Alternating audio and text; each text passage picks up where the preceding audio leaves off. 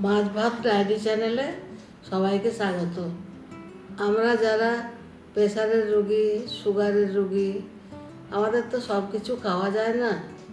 তাই আমি ঠিক করেছি পরপর 7 দিন সুস্বাদু আর পুষ্টিকর খাবার তৈরি করব, যাতে আমরাও খেতে পারি আর বাচ্চারাও খেতে পারে। আজ করব স্টাফ দেয়া মসুর ডালের চিলা। 6 ঘন্টা মতো মসুরের ডালটা আমি ধুয়ে ভিজিয়ে রেখেছিলাম। এবার মসুরের ডালটা আমি মিক্সিতে দিয়ে দেবো। আমি 200 গ্রাম মতো মসুর ডাল নিয়েছিলাম। আমি এর মধ্যে দিলাম 2টো কাঁচা লঙ্কা আর একটু অল্প আদা কুচনো, আর দিলাম 1 চামচ রক সল্ট, হাফ চামচ মতো মৌরি দিলাম। এবারে আমি এটা মিহি করে বেটে নেব। আমার তো ডাল বাটা হয়ে গেছে। এবার কিছু সবজির দরকার, তো সবজিগুলো কুমকুম কেটে দেবে। প্রথমে লঙ্কা কুচি কুচি করে কেটে নিচ্ছি, তারপরে গাজর কুচি কুচি করে কেটে দিয়ে চৌকো চৌকো মতো করে কেটে নিচ্ছি। তারপর পেঁয়াজ, বিনস, ক্যাপসিকাম আর আদা সবই কুচি কুচি করে কেটে নিতে হবে। সবজিগুলো সাথে নিয়েছি ভুট্টার দানা, মুসুর ডাল বাটাটা ঢেলে নিচ্ছি।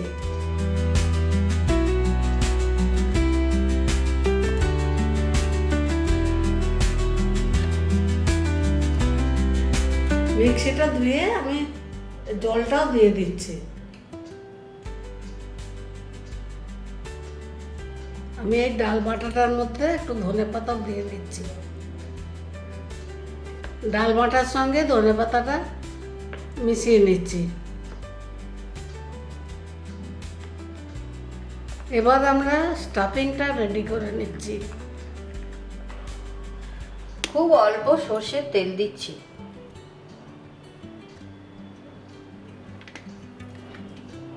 এবারে একটু জিরে ফোড়ন দিয়ে দিচ্ছি।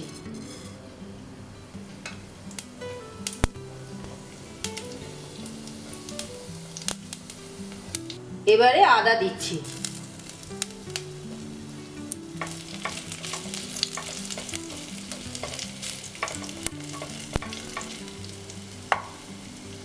এবার কেটে রাখা পেঁয়াজ কুচোগুলো দিয়ে দিচ্ছি।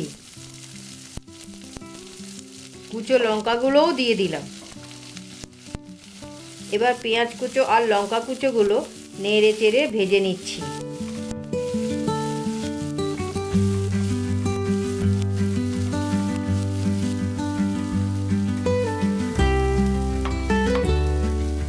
এবার পরিমাণ মতো নুন দিলাম। আমরা সাদা নুন ব্যবহার করছি না, লাল রক সল্ট ব্যবহার করছি।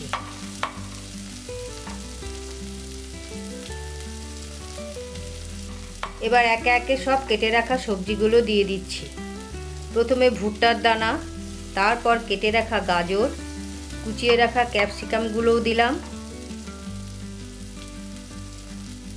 আর শেষে কুচিয়ে রাখা বিনসগুলো দিলাম। এবার 1 চামচ হলুদ গুঁড়ো দিয়ে ভালো করে নাড়াচাড়া করে নিতে হবে।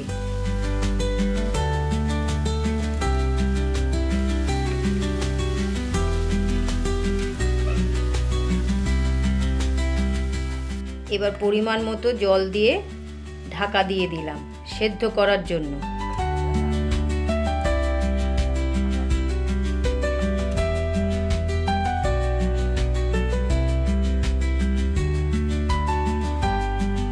এবার একটা তাওয়া নিলাম। খুব অল্প তেল দিয়ে মাখিয়ে নিতে হবে।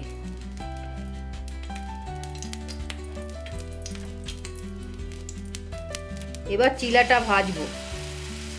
একটা হাতায় করে ডাল বাটাটা তাওয়াতে দিয়ে আস্তে আস্তে গোল করে মেলে দেব।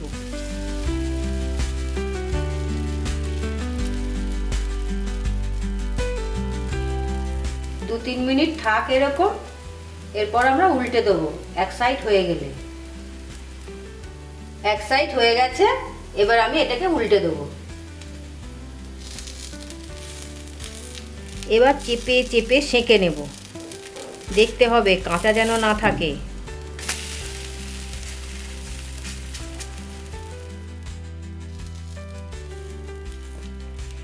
এরপর সবজি স্টাফটা চিলার এক পাশে দিয়ে অর্ধেক মুড়ে দেব।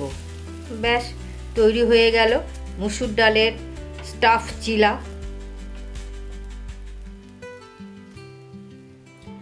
মুসুর ডালের গোলাটা দিচ্ছি। তেল দেওয়ার দরকার নেই, যদি তাওয়াটা ভালো থাকে তাহলে তেল দেওয়ার দরকার নেই, আর যদি ভালো না থাকে তাহলে অল্প করে তেল দেবেন, বেশি তেল লাগে না।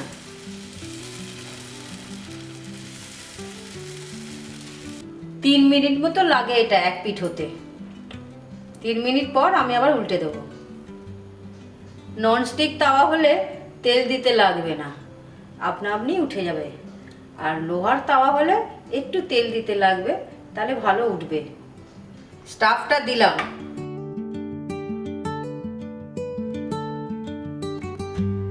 এবার আমি ভাঁজ করে দিচ্ছি।